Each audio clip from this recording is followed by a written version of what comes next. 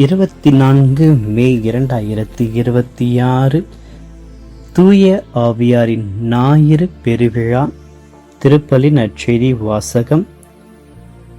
யோவான் எழுதிய தூய நற்செய்தியிலிருந்து வாசகம். ஆண்டவரை மாட்சி உமக்கு. அதிகாரம் 20, இறை வசனங்கள் 19 23 முடிய. அன்று வாரத்தின் முதல் நாள். அது மாலை வேளை. யூதர்களுக்கு அஞ்சி சீடர்கள் தாங்கள் இருந்த இடத்தின் கதவுகளை மூடி வைத்திருந்தார்கள். அப்பொழுது இயேசு அங்கு வந்து அவர்கள் நடுவில் நின்று, உங்களுக்கு அமைதி உரித்தாக்குக என்று வாழ்த்தினார். இவ்வாறு சொல்லிய பின் அவர் தம் கைகளையும் விலாவையும் அவர்களிடம் காட்டினார். ஆண்டவரை கண்டதால் சீடர்கள் மகிழ்ச்சி கொண்டார்கள். இயேசு மீண்டும் அவர்களை நோக்கி, உங்களுக்கு அமைதி உரித்தாக்குக, தந்தை என்னை அனுப்பியதை போல நானும் உங்களை அனுப்புகிறேன் என்றார். இதை சொன்ன பின்பு அவர்கள் மேல் ஊதி, தூய ஆவியை பெற்றுக் கொள்ளுங்கள். எவருடைய பாவங்களை நீங்கள் மன்னிப்பீர்களோ அவை மன்னிக்கப்படும், எவருடைய பாவங்களை மன்னியாதிருப்பீர்களோ அவை மன்னிக்கப்படா என்றார். ஆண்டவரின் அருள்வாக்கு. கிறிஸ்துவே உமக்கு புகழ். இயேசுவில் பிரியமான அன்பு சகோதர சகோதரிகளே, இன்றைய நாளில் இறைவன்கள் ஒவ்வொருவரையும் நிறைவாக ஆசிர்வதிக்கும்படியாகவும் வணக்க மாதத்தினுடைய 24ஆம் நாளில் மரியனுடைய நம்பிக்கையை தியானிக்க அழைக்கின்றோம்.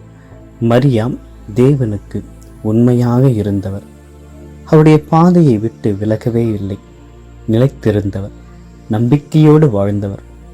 அந்த நம்பிக்கையோடு நாமும் இறைவனிடத்தில் இருக்க இன்றைய நாளில் மரியனின் தோழமையை நாம் பெற்று மகிழ்வோம். இன்றும் தாயாம் திரு அவை மாபெரும் கொண்டாட்டத்தை இன்று நிறைவு செய்கிறது. திருச்சபையினுடைய முதல் வருகையான தூய ஆவியாருடைய வருகையின் பெருவிழாவை இன்று நாம் கொண்டாடுகின்றோம். இப்பெருவிழாவில் திருச்சபையினுடைய பிறந்த நாட்களாக நாம் கொண்டு வாழ்கின்றோம். இந்த திரு ஆவியுடைய மகிமையை, மேன்மையை தூய ஆவியானவர் ஒவ்வொருவருக்கும் நிறைவாக வழங்குகின்றார். திருச்சபையின் பிறந்த நாள் அன்று தூய ஆவியாருக்காக இறைவனிடத்தில் நாம் நன்றி செலுத்துவோம்.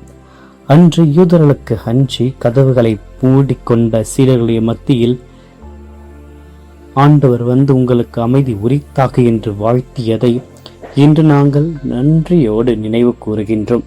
ஆண்டவரை, பல நேரங்களில் தோல்விகள், நோய்கள், குடும்ப பார, எதிர்காலத்தை பற்றிய பயங்களினால் நாம் நம் இதய கதவுகளை மூடிக்கொண்டு அச்சத்தில் இருக்கின்றோம். இருந்த போதிலும் வாயிலுள்ள அனைத்து சவால்களை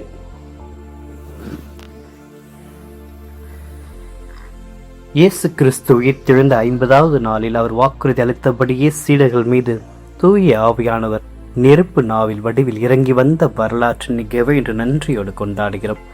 ஆண்டின் பொதுக்கால வழிபாட்டுக்குள் காலடி வைப்பதற்கு முன்பாக தூய ஆவியரின் தெய்வீக ஆற்றலால் நம் உள்ளங்களையும் இல்லங்களையும் நிரப்ப இன்றைய திரு வழிபாடும் வாசகமும் அழைக்கிறது. இந்த நற்செய்தி வாசகத்தில் உயிர்த்தெழுந்த இயேசு சீடர்களுக்கு தோன்றும் காட்சியை மிக அழகாக தியானிக்கின்றோம். யூதர்களுக்கு அஞ்சி சீடர்கள் கதவுகளை பூட்டிக் கொண்டு பயந்து நடுங்கி ஒரு இருண்ட அறைக்குள் முடங்கி கிடந்தார்கள். அவர்கள் உள்ளத்தில் அமைதி இல்லை. எதிர்காலத்தை பற்றிய பயமும், இயேசுவை சிலுவையில் கைவிட்டு ஓடிவிட்டோமே என்ற குற்ற உணர்ச்சியை மட்டுமே அவர்களை உலுக்கிக் கொண்டிருந்தது. அன்பார்ந்தவர்களை, நம்முடைய வாழ்க்கையும் பல நேரங்களில் இந்த சீர நிலையைப் போலதான் இருக்கிறது. தோல்விகள், கடன் பிரச்சனைகள், நோய்கள், மனிதர்களுக்கு அஞ்சும் பயம் போன்றவற்றால் நாமும் நம்முடைய இதய கதவுகளை பூட்டிக் கொண்டு எழும்பி நடக்க வழியின்றி முடங்கி கிடக்கிறோம். அன்று சீடர்கள் பூட்டிய அறைக்குள் எந்த தடையுமின்றி இயேசு வந்து நின்றார். கதவுகள் பூட்டப்பட்டிருக்கலாம், ஆனால் இயேசுடைய இறையர்களுக்கு எந்த கதவும் எந்த பூட்டும் தடையாக இருக்க முடியாது. இயேசு அவர்கள் நடுவில் நின்று முதலாக கூறிய வார்த்தை உங்களுக்கு அமைதி உரித்தாக்குக என்பதாகும்.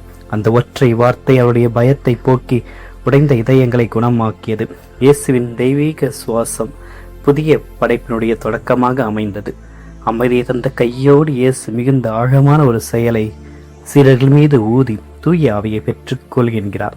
விவிலியத்தில் கடவுள் மனிதன் மீது ஊதுகிறார் என்பது தொடக்க நூலில் வருகிறது. அன்று களிமண்ணால் மனிதனை செய்து கடவுள் தன் சுவாசத்தை ஊதிய பொழுது மனிதன் உயிர் பெற்றான் என்று பாவத்தாலும் பயத்தாலும் செத்து போயிருந்த சீடர்கள் மீது இயேசு மீண்டும் தன் தெய்வீக சுவாசத்தை ஊதி அவர்களை புதிய படைப்பாக மாற்றுகிறார்.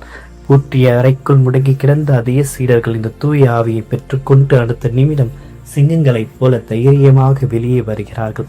பயம் நீங்கி உலகிற்கு இயேசு கிறிஸ்துவனுடைய உயிர்ப்பிச் சான்றை பகிரும் வல்லமை பெறுகிறார்கள்.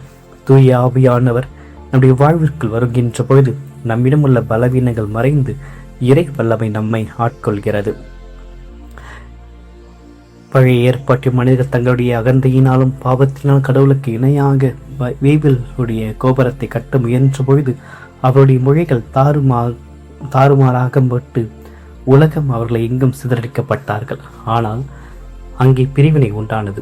ஆனால் பெந்தெகோஸ்தே நாளில் தூய ஆவியில் இறங்கி வந்த பொழுது அந்த பிரிவினை தலைகீழாக மாறுகிறது. அங்கே கூடியிருந்த வெவ்வேறு மொழி பேசும் மனிதர்களுக்கும் சீடர்கள் பேசியது அவரவர் சொந்த மொழியில் புரிந்தது. பாபேல் கோபுரத்தில் பாவத்தினால் சிதறிய மனிதர்களை பெந்தெகோஸ்தே நாளில் தூய ஆவியானவர் அன்பினால் விசுவாசத்தினால் ஒரே உடலாக, அதாவது திரு அவையில் இணைக்கிறார். இதிலிருந்து நாம் கற்றுக்கொள்கின்ற பாடம் என்னவென்றால், எங்கு பிரிவினைகளும் சண்டைகளும் கசப்புகளும் இருக்கிறதோ அங்கே தூய ஆவியுடைய பிரசனம் இல்லை. எங்கு ஒற்றுமையும் சமாதானம் பிறரை ஏற்றுக்கொள்கின்ற மனப்பக்குவம் இருக்கிறதோ அங்கு தூய ஆவியானவர் இருக்கிறார். ஆக இன்று நாம் நம்முடைய இதய கதவுகளை திறப்பும், பயத்திலிருந்த கதவுகளை திறப்பும், கோபத்தில் இருக்கின்ற கசப்புணர்வு, மன்னிக்க முடியாத துரோகம் செய்கின்ற சுயநலம் மற்றும் பாவ பழக்கங்கள் இருக்கின்ற இதய கதவுகளை திறப்பும். ஆண்டவருடைய பூட்டுக்களை உடைத்து தூய ஆவியுடைய காற்றை நமக்குள் அனுப்புவார். அருட்கொடைகளையும் நற்பணிகளுக்கு நாம் பயன்படுத்துவோம். நம்மில் இருக்கின்ற கொடைகள், திறமைகள் அனைத்தையும் திருச்சபை வளர்ச்சிக்காக, மனிதனுடைய நேயத்தினுடைய வளர்ச்சிக்காக பயன்படுத்தி நம்முடைய சுய பெருமைக்காக பயன்படுத்தாமல் குடும்பத்துடைய அமைதிக்காக, திருச்சபையின் வளர்ச்சிக்காக, ஏழை எளியருடைய நன்மைக்காக பயன்படுத்துவோமாக. இன்றைய நாளை உறுதி பூசுதல் திருமுழுக்கு என்ற ஒரு நிலையில் தூய ஆவியை பெற்றிருக்கின்ற நாம் அனைவரும் நம்முள் இருக்கின்ற நெருப்பை அணையாமல் காத்து ஆண்டவர் இயேசுடைய பாதை நடந்து தூய ஆவியருடைய வழியில் நாம் நடப்போம். ஆமீன். மன்றாடுவோமாக. என்றும் வாழும் எல்லாம் அல்ல இறைவா, இதோ இந்த புதிய நாளில் பெந்தெகோஸ்து பெருவிழாவில் தூய ஆவியருடைய வல்லமையான பிரசன்னத்தை எங்கள் அனைவருக்கும் அளித்தீரேன். இதற்காக உமக்கு நன்றி கூறி இந்த வேளையில் தூய ஆவியினுடைய வல்லமையை எங்கள் வாழ்க்கையை நாங்கள் பெற்றுக்கொள்ள எங்களுக்கு உதவியாக வாரும்.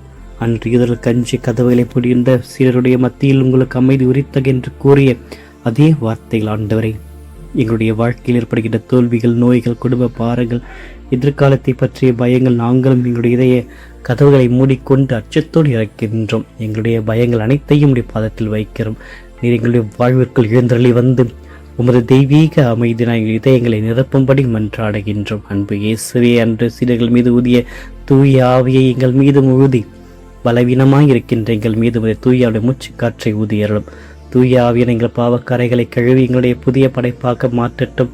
உமது ஆவியின் வழியாக நாங்கள் பெற்றுக்கொண்ட விசுவாசத்தை மூடி அறைக்குள் மறைத்து வைக்காமல் தந்தை எங்களை அனுப்பியதைப் போல நாங்கள் உங்களை அனுப்புகிறேன் என்று உமது கட்டளைக்கு கீழ்ப்படிந்து உலகெங்கும் பரவுகின்ற நற்செய்தி தூதுவலாக நாம் மாற, தூயாருடைய கனிகளை, வரங்களை பெற்றிட, பிறரை மன்னித்திட, பிரிவினைகளை போக்கிட எங்களுக்கு உதவியாக வாரும். உயிர்ப்புடைய சாட்சிகளாக நாங்கள் வாழ எங்களுக்கு அருள் புரியும்.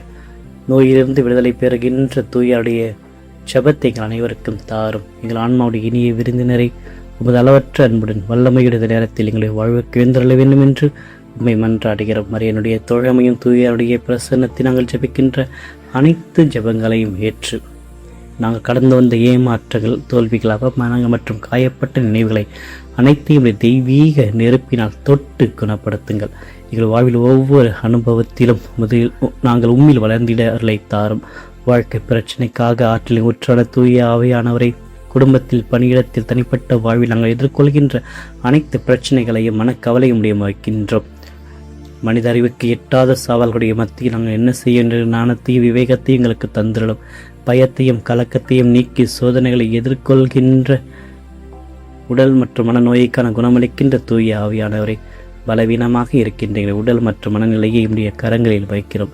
எங்களை வாட்டும் தீராத வியாதிகள், உடல் சோர்வு, மன அழுத்தம் மற்றும் பலவீனங்கள் அனைத்தும் எங்கள் மீது உம்மை குணமாக்குகின்ற மூச்சு காற்றை ஊதியரலும் என்று சிறுகு மீது இறங்கி புது வாழ்வு தந்ததை போல் எங்களுடைய உடலில் ஒவ்வொரு நாளங்களையும் இரத்த நாளங்களையும் தெய்வீக ஒளியினால் நிரப்பியறலும். உமது வல்லமையின் அனைத்து நோய்களிலிருந்தும் எங்களுக்கு பூரண விடுதலை தாரும்.